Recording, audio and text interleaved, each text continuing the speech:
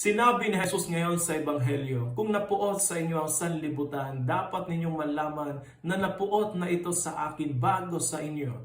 Kung ako'y inuusig nila, uusigin din nila kayo. Tila nakakatakot ang mga salitang ito ni Jesus. Ngunit ang katotohanan na ito ay naglalaman ng encouragement at pag-asa. Kapag nahaharap tayo sa mga oposisyon o puot ng iba dahil sa ating pananampalataya, tinitiyak sa atin ni Jesus na hindi tayo nag-iisa. Siya ay laging kasama natin, nagpapalakas at gumagabay sa atin sa bawat pagsubok at paghihirap. Si Kristo mismo ang nagsabi nito at ito ay hindi imbento ng tao. Ang ating mga pagdurusa at hirap, dala ng ating pananampalataya kay Jesus, ay hindi magiging walang kabuluhan. Kung paano ang pagdurusa ni Jesus ay humantong sa kaligtasan ng mundo, ang ating mga pagdurusa at paghihirap ay maaari ding magbunga kapag inihandog sa Diyos ng may pananampalataya at pagtitiwala. Ang ating kahandaang tiisin ng pang-uusig para sa kapakanan ng Ebanghelyo ay isang makapangyarihang saksi sa katotohanan ng ating pananampalataya. Tandaan natin na ang mga pagsubok nating kinakaharap ay pansamantala lamang.